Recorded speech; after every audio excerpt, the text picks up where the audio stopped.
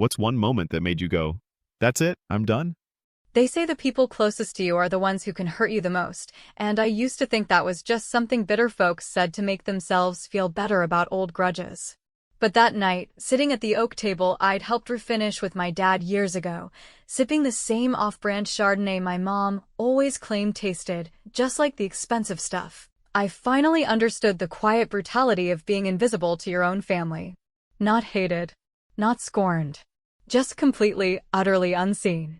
And all it took was one dinner and a few too many compliments from my sister's shitty Instagram candle business to make the lights come on. It had been months since I visited.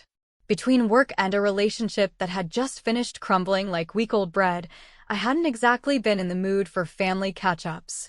But it was my mom's birthday, and she'd texted, really, in that emotionally manipulative way she had of layering guilt under the sugar. "We'd love to see you, sweetie. Allie's bringing her new samples. So exciting." Not a word about me. Not a question about how I was doing. Just the assumption that I'd show up, smile, and applaud. So I did. I drove the 3 hours, grabbed a bottle of wine that didn't come in a plastic jug, wore a clean dress, and even brought flowers, knowing full well they'd probably end up in the sink by morning. I walked into the house with a soft smile, ready to play the part, and within 3 minutes I realized exactly where I stood in the family food chain. Allie was already there, of course. Hairstyled like she was about to film a tutorial, table half covered in little glass jars with frayed twine bows and poorly printed labels. Hand-poured soy wax with healing crystals inside, she said to Aunt Sharon, who nodded like she'd just heard the meaning of life. The whole living room smelled like a bath bomb had exploded in a lumber yard. And somehow everyone was obsessed. "Oh my God, this one smells like the beach." "No, this one smells like my honeymoon in Vermont." "Allie, I swear, you've got a gift. This could be on Etsy's front page." I sat on the edge of the couch, wine in hand, and nodded politely. No one asked about work. Not even a passing, "How's the job?" after 5 years of running my own software firm, one that, fun fact, paid the mortgage on this very house they were sipping Pinot in. At some point, Uncle Rick, half drunk and loud as always, glanced over and asked, "Still doing that computer thing, Maya?" I gave him a tight smile. "Yeah, still running the company." "Oh nice, that's good," he mumbled before turning right back to Allie, who was now demonstrating how the wick was sustainably sourced. I watched it happen in real time, the shift from mildly insulting to quietly cruel. Not one person at that table knew or cared that I'd been sending over $2,000 a month for the past 5 years. That when Dad's health scare happened and the bills piled up, I'd stepped in. No questions. No drama. I just did it because I could. Because I believed that families stepped up for each other, especially when no one was watching. But it turns out, if no one's watching, no one remembers. And if they do, they damn sure won't say thank you when your sister's busy selling coconut lime candles with quartz chips inside for $28 a pop. Dinner was chicken parmesan, same as every special occasion, overcooked and drowning in cheese. My dad asked Allie if she'd thought about approaching local boutiques. My mom chimed in about how maybe she could teach a class at the rec center. I just chewed and listened, like I always did, until I felt the glass of wine tremble slightly in my hand, not from nerves, but from the realization that I wasn't angry. I was done. That's the part that surprised me the most. I didn't feel the urge to scream or cry or even argue. I just felt a kind of clicking inside, like something shifting into place. Something old and tired saying enough. I smiled. I nodded at Allie's long-winded story about her new brand logo. I even clapped when she said a local influencer had liked her post. And under the table, phone in my lap, I opened my banking app. Scrolled to recurring transfers. Tapped the one labeled mortgage, parents. And just deleted it. No warning. No call. No message. No explanation. Just silence. They didn't notice, of course. Why would they? I hadn't said anything all night that couldn't be answered with a nod. But I felt it right then, as Mom brought out the cake and everyone sang a slightly off-key version of Happy Birthday. I felt it in the deepest part of my chest, the calm. The quiet reclaiming of something I didn't even know I'd lost. And I knew, before I blew out the candle on Mom's slice, that the next few weeks would be interesting. Because nothing exposes entitlement faster than the sound of money stopping. And I was done being their invisible ATM. Let's see how much they miss me when the bank calls instead. There's a certain kind of weight that settles on your chest when you realize you've spent years doing something generous, something real, something that came straight from the bone, not for praise, not for recognition, but simply because you thought that was what love looked like. Only to discover that the people you did it for never once considered what it cost you. Not in money, not in energy, not in identity, and definitely not in silence. I still remember the day I first offered to help my parents with the mortgage. It wasn't planned, it wasn't dramatic, and it sure as hell wasn't because I wanted to be a hero or some kind of golden daughter. It was because Dad had just come home from surgery, pale and fragile in a way that made me swallow back fear I hadn't felt since childhood, and Mom, always the one pretending everything was fine, had left a pile of envelopes in the corner of the kitchen table, unopened and quietly, screaming of overdue notices and canceled insurance policies.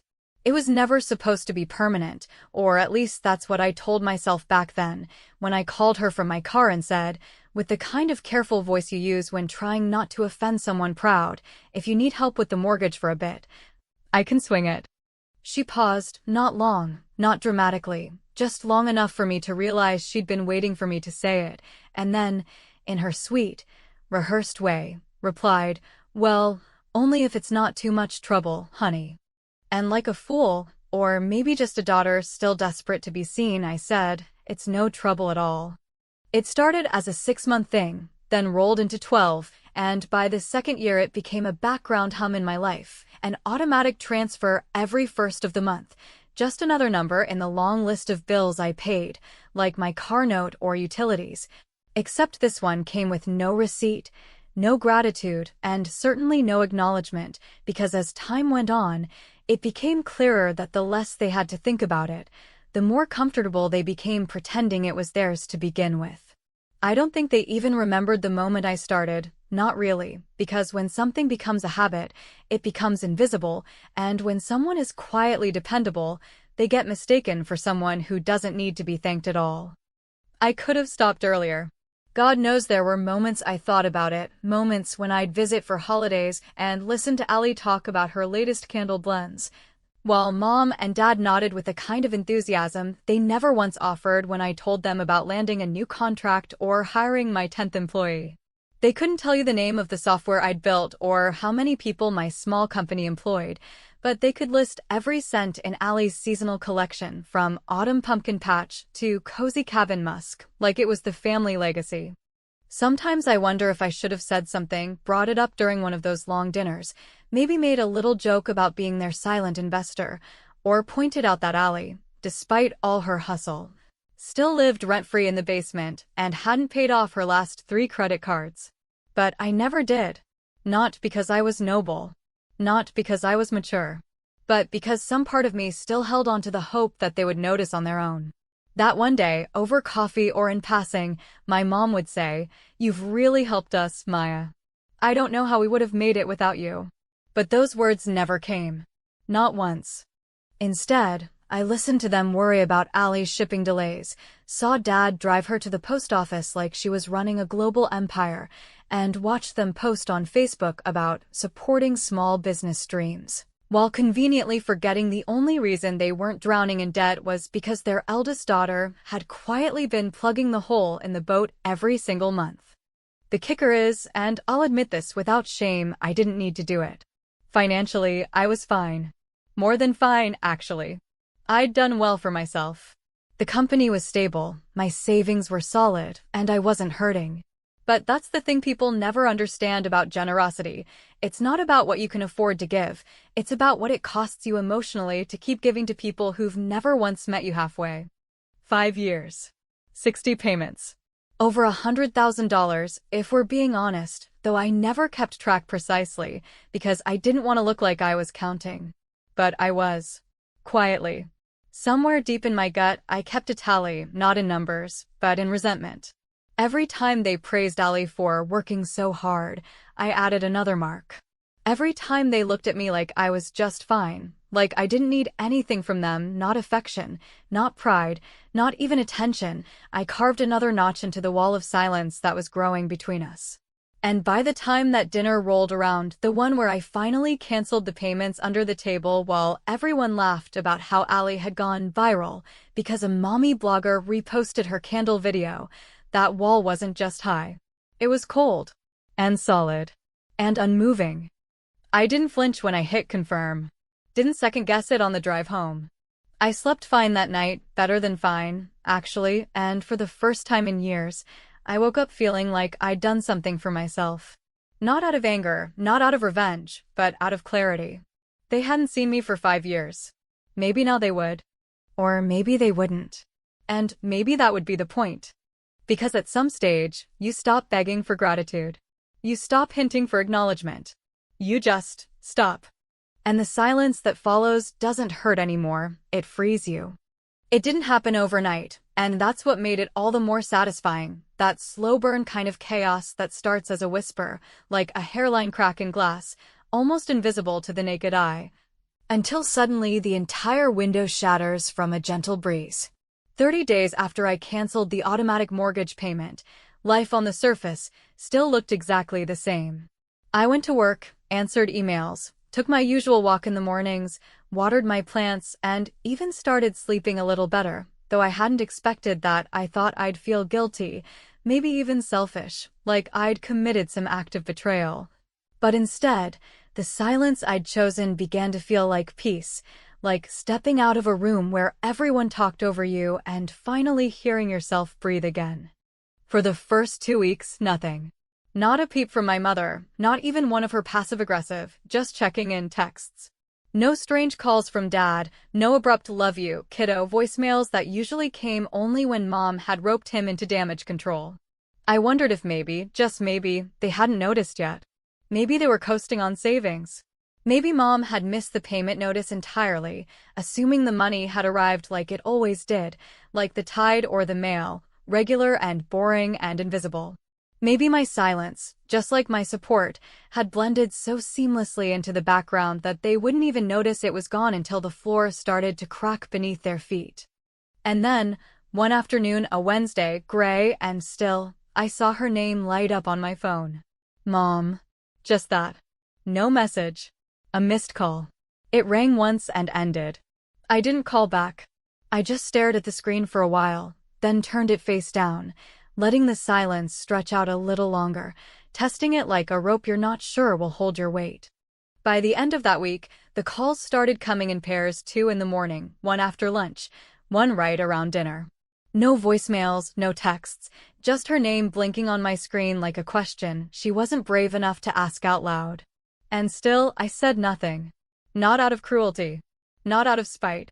But because I wanted her to say the first honest sentence in 5 years. I wanted to know what she'd do when the comfort she'd mistaken for entitlement finally evaporated. It was somewhere around day 22 that the tone changed. I got a voicemail then, the first one. Her voice was tight, a little too cheerful, the kind of rehearsed politeness she used with strangers or customer service reps when she was trying not to sound rude. Hey, sweetie. Just wondering if everything's all right with the bank. We got a little notice about the mortgage payment. Probably just a glitch or something. No big deal. Call me when you get a sec, love you. And that was it, light, casual, like she was asking me if I'd forgotten to bring a casserole to a picnic, not if I'd deliberately stopped covering their most basic financial responsibility. I listened to that message twice. Once with headphones in, pacing the kitchen with a glass of wine in hand, and once with the sound off, just watching her words scroll across the screen as text, dissecting each word like it might reveal something she didn't say. There was no apology, no acknowledgement, just the assumption that the issue, whatever it was small and temporary and, more importantly, probably my fault. That's what struck me. Not the content, but the instinct, how fast she reverted to denial instead of asking, "Did you stop the payments? And if so, why?" I didn't respond. Not that day. Not the next either. I went on with my life, had dinner with friends, did my taxes, reorganized my pantry, lived in the full and quiet luxury of not being obligated to people who saw me as a resource instead of a person. And each time my phone buzzed with her name, I let it go unanswered. The calls multiplied. 2 a day turned into 4. A few were from Dad's number, which meant she'd roped him in now, and he was probably sitting on the edge of the bed, squinting at the phone, doing whatever she told him to because that was how it always worked. He stayed quiet and cooperative while she directed the emotions of the room. Then came the message from Allie, not a call, not even a voice memo, just a single text that read, "What's going on with Mom and Dad's house?" No punctuation, no explanation, no greeting. Just straight to the point, like she was demanding an update on an invoice. I stared at it, thumb hovering over the keyboard, heart strangely still, and then put the phone down again. That was the moment I realized how transactional it had all become. I wasn't a sister. I wasn't a daughter. I was an account number in someone else's budget, a walking, breathing line item they forgot how to limit. By the time the final week of the month hit, the voicemails had stopped being polite. The last one I got before I deleted them all was from my mother, and this time, she wasn't masking it. Her voice was tired, cracked, filled with a kind of desperate confusion I'd never heard from her before. "Maya," she said, no greeting, no preamble, "we just got a second notice from the bank. I'm not sure what's happening, and I'm not blaming you, but if something changed, if you lost your job or you're going through something, we just need to know. We can't afford to lose the house." Her voice broke on that last word, and for a second, I heard it, not the pain, not the panic, but the fear of a woman who had built her world on something she didn't understand was borrowed. I didn't cry. I didn't rage. I just stood there, phone still warm in my hand, listening to the silence that followed her voice, a silence so loud it felt like closure. Because in that moment, it was all there, not just the fear of losing the house, but the realization that they had never asked themselves whose hands had held it up all this time. And still, I said nothing. Because some debts aren't financial. And some silences are the loudest answer you can give. There is a very specific kind of satisfaction that comes not from revenge in the fiery, explosive way people so often fantasize about, but from something far colder, cleaner, and more surgical. The kind of satisfaction that comes when the people who once overlooked you, who dismissed you as solid, predictable, and self-sufficient to the point of invisibility, are forced to acknowledge your absence not with words, but through the growing, tangible cracks in the foundation they always assumed would hold, because you were the one holding it, quietly, without complaint, for years on end. I don't remember what I was doing the moment it shifted, the moment the tone of everything finally, unmistakably changed, but I do remember the sound of my sister's voice when she called me out of the blue, mid-afternoon. No pleasantries, no greeting. Just that familiar self-important sharpness I'd grown used to over the years, as if the world was always mildly inconveniencing her. "What the hell is going on with Mom and Dad's mortgage?" she snapped, like I was her assistant and not the person who had quietly kept our parents from drowning in debt while she played entrepreneur with mason jars and peppermint oil. For a moment I didn't respond, not because I didn't have anything to say, but because I wanted her to sit in the silence for just a breath longer, to feel what it was like to not be handed answers the second she demanded them. To be denied the instant validation she seemed to expect from everyone around her. Eventually, I said calmly and without apology, I stopped paying it. There was a pause, but not the kind of pause that comes with understanding or even shock. No, this was the kind of pause that comes when someone hears a sentence that doesn't compute with the narrative they've built about the world and their place in it.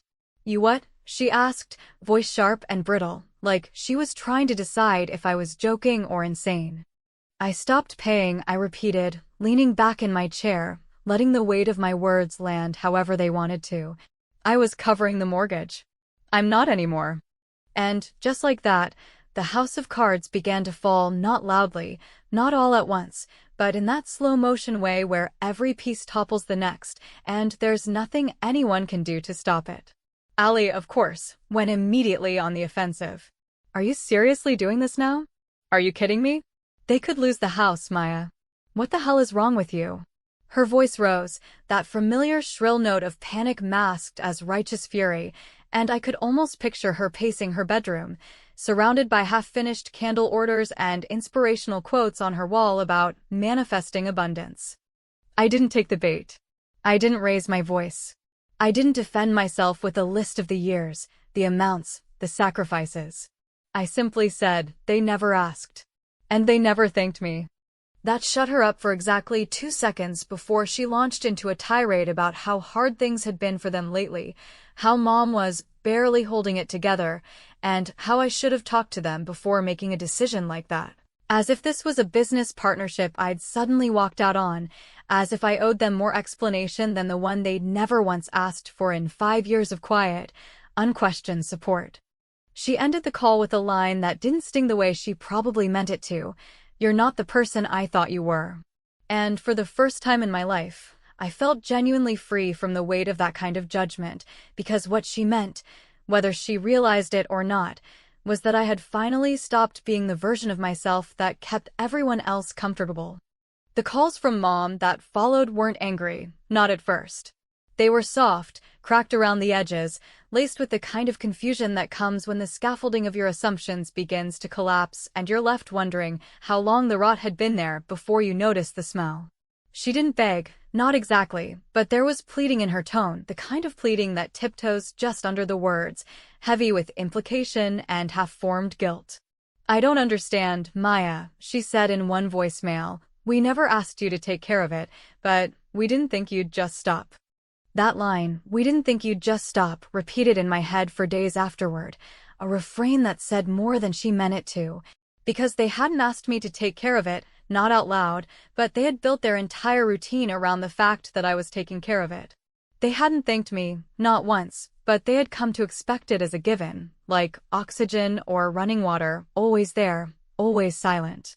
And now, in the vacuum left behind, they were gasping. By the time week 4 ended, I had started getting texts from people I hadn't heard from in months, Aunt Sharon asking if I was all right, Uncle Rick just checking in, even a distant cousin messaging me about how important family is during tough times. It was stunning, really, how quickly the narrative had flipped, how fast they'd gone from forgetting I existed to dragging me into group chats and Sunday prayer chains, all without once asking why I'd chosen to disappear in the first place. The truth is, I didn't want an apology anymore. I didn't need one. What I wanted, what I demanded in my silence, was for them to sit in the discomfort I'd lived in for years, to feel the subtle, persistent ache of being relied on without recognition, of being present without being seen. I wanted them to look around the house they loved so much, the kitchen they redecorated, the patio where they hosted birthdays, the damn scented candles on the living room table, and feel the absence of the thing that had made it all possible. Because there is no satisfaction like the kind that comes from watching people finally notice the cost of what you gave them. And by the time they realized they were standing on ground that wasn't theirs to claim, I was already gone.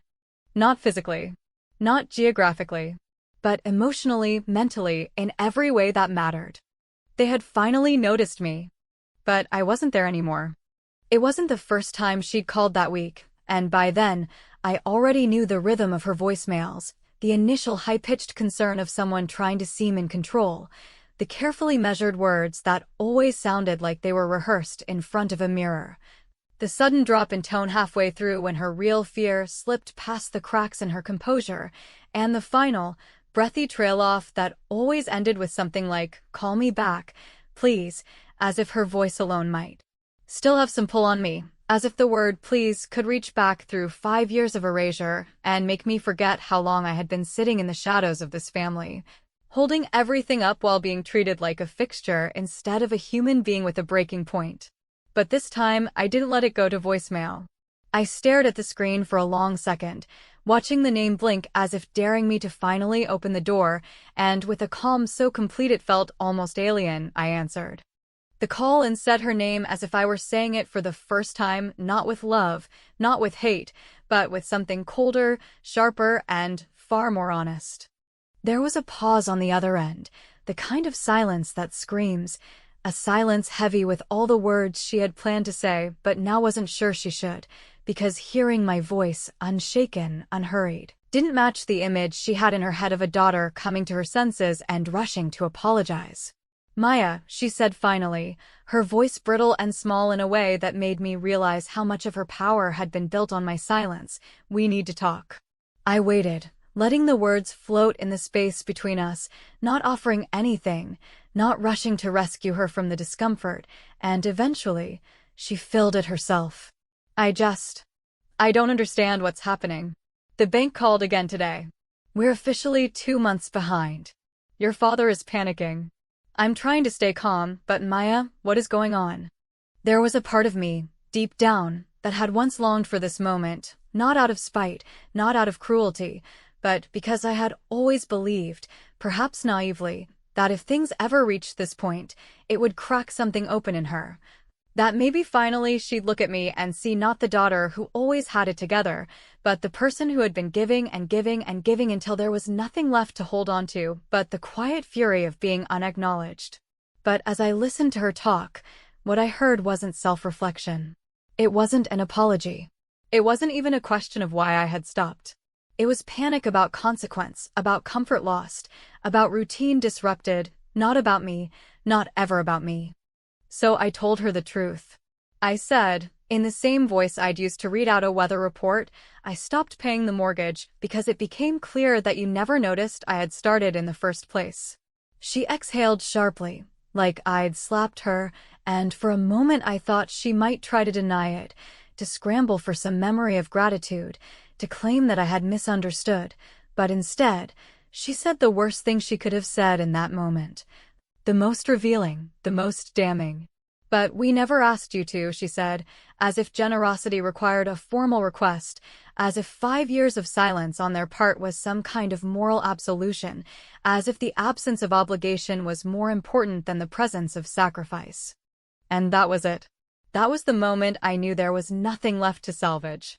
Because it wasn't just about money, it had never been just about money, it was about the kind of emotional laziness that lets people believe they're good just because they didn't explicitly ask for your help while still gladly accepting it. About the kind of blindness that lets parents pretend they're treating their children equally while pouring all their praise and attention into the one who screams the loudest and shines the brightest, no matter how unstable her world is beneath the glitter. "I know," I said quietly, "you never asked me to. But you never stopped me either. And you never thanked me. Not once. Not when I covered the surgery bill. Not when I sent over $3,000 after the roof started leaking. Not even when I took care of your mortgage every single month without missing a payment. You never said thank you. You just let it happen."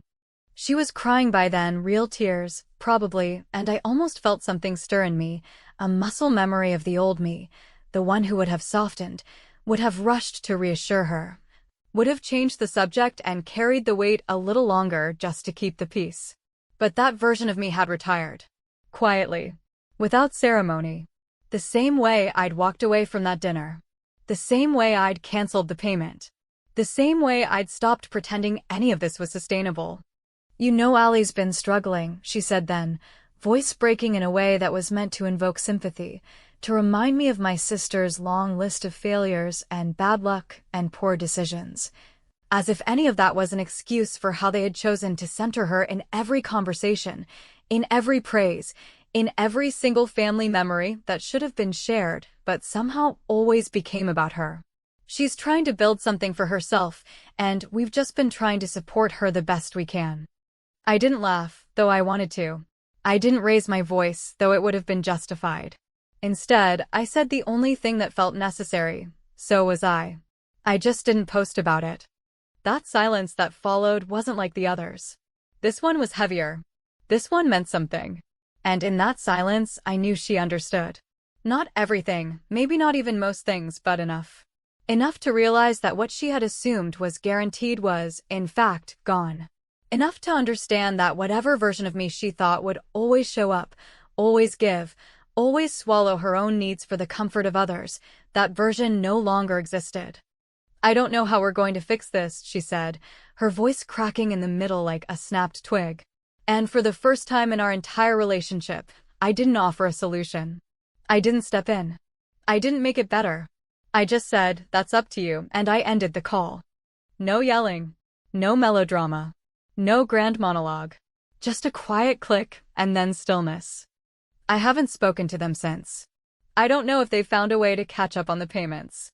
I don't know if Ali ever took responsibility for anything or if they're still orbiting her world like moths to a flickering flame. I don't know if my mother has replayed that phone call the way I have, not with regret, but with clarity. And, honestly, I'm not sure I care. Because here's the truth. I didn't burn the bridge. I just stopped walking across it alone.